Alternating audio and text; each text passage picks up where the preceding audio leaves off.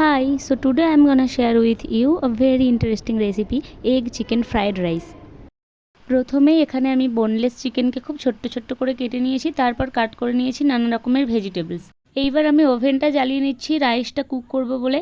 তো এই চালটা আমি 30 মিনিট আগে ভিজিয়ে রেখেছিলাম। এই জলেতে আমি কিছুটা অয়েল অ্যাড করে নিচ্ছি যাতে একটা ভাতের সাথে আর একটা ভাত লেগে না যায়। এরপর আমি গাজর আর বিন কড়াইটাকে সেদ্ধ করে নেব।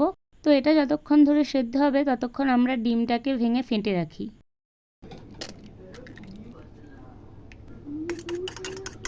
ডিম ফেটে রাখা হয়ে গেছে আর এদিকে গাজর আর বিন কড়াইও সেদ্ধ হয়ে গেছে, তাই এটাকে আমি নামিয়ে নিলাম।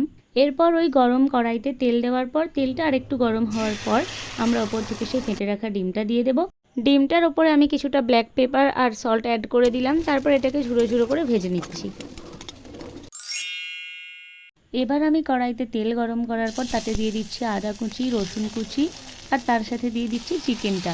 তারপর 3 থেকে 4 মিনিট নাড়াচাড়া করে নিচ্ছি। এরপর আমি এখানে অ্যাড করছি ব্ল্যাক পেপার আর সল্ট। এই সময় গ্যাসের ফ্লেমটা আমি মিডিয়ামে রেখেছি।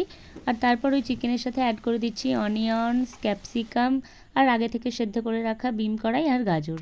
দেন সমস্ত ইনগ্রেডিয়েন্টসকে ভালো করে ফ্রাই করে নেওয়ার পর আমি এখানে অ্যাড করছি 1 spoon of soy sauce, 1 spoon of chilli sauce আর তার সাথে আগের ভেজে রাখা ডিমটা। এরপরে এই সব কিছুকেই মিক্স করে নেব। আর হ্যাঁ, ভাতটা কিন্তু আগে থেকেই রেডি করে রেখেছিলাম, তাই সব কিছু মিক্স করে নেওয়ার পর ভাতটা এর ওপর ঢেলে নিচ্ছি। তারপর খুব সাবধানে আমি এটাকে আবার একবার ভাতের সাথে পুরোপুরি ভালো করে মিক্স করে নেব।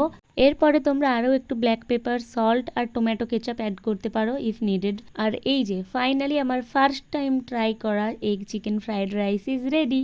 তো এটার সাথে কম্বিনেশনে ছিল ইলিশ মাছ ভাজা। এই রাইসটা খেতে কিন্তু বেশ ভালো হয়েছিল। তোমরা চাইলে এটা অবশ্যই ট্রাই করতে পারো। আর ভিডিওটা কেমন লাগলো সেটা কমেন্ট করে জানিও। চ্যানেলে নতুন হলে সাবস্ক্রাইব করে দিও। See you in the next video. Bye by.